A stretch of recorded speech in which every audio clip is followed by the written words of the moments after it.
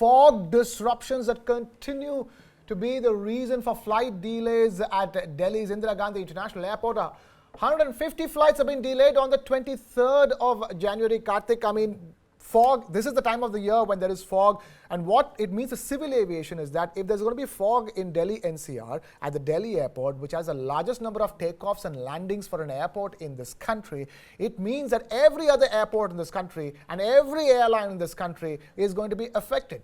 So, Krishna, I think, the problem is very simple and straightforward. Number one, does India have enough Cat 3 trained pilots sitting in the cockpits? If yes, are they rostered correctly? That was obviously the issue with Air India and SpiceJet, and DGCA had sent a notice to them. But I think the more controllable problem here is the fact that Delhi's 4th runway, which is the 3rd Cat 3 enabled runway, has been under maintenance for the last 3 months. It was supposed to be operational in the month of October. Last week, Jyotiraditya Scindia, the Civil Aviation Minister, came on record and said that it will be operational before the Republic Day, 26th of January. Add to the fog disruptions is the fact that there is, in any case, a 2-hour no-fly window in and around Delhi, given the Republic Day rehearsals which are on, and an inoperational Cat 3 runway. We are 2 days away from 26th of January, and that runway is still not up and running. So I think it is obviously a major lapse when it comes to planning and when it comes to forecasting such disruptions and not being prepared for it. Right. And also, would you say this time around in the Delhi NCR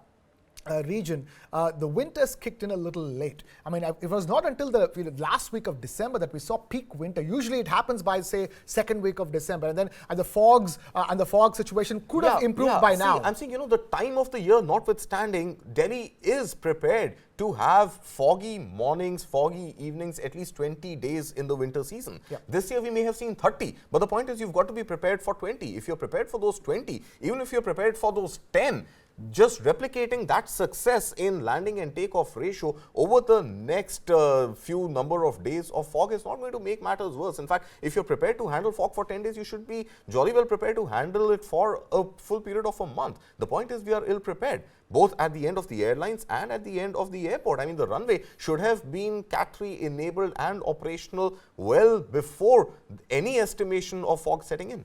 Right, and also, one is from the airports end to have enough and more operational Cat 3 runways. And the second is, of course, the airlines that we're talking about. We are having enough Cat 3 trained pilots. From what I understand from the aviation industry, we don't have enough pilots who are Cat 3 trained. See, Krishna, I think, while some aviation friends that I have spoken to, pilot friends I've spoken to, and and some sources at airlines, they've confirmed that about 50 to 60% of all pilots in any airline are Cat 3 compliant. Now, the problem is that when you talk about the Cat 3 sort of technical landing and takeoff jargon, it is very simply defined that an aircraft can land on autopilot if you have the Cat 3 systems in place, both the pilot and the infrastructure and the technology. And aircrafts can land in visibility of just about 50 meters.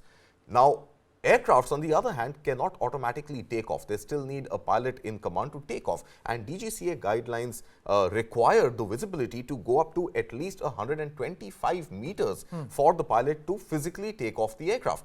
Now, the problem is that while Cat 3 enabled pilots and aircraft on Cat 3 enabled runways are able to land in lower visibility, they are stuck on the ground because they cannot take off until visibility improves to 125. That leads to all other problems, from parking bays to passengers not being able to deboard aircraft going to terminals because terminals are jam-packed, and overall delays and mismanagement. Right.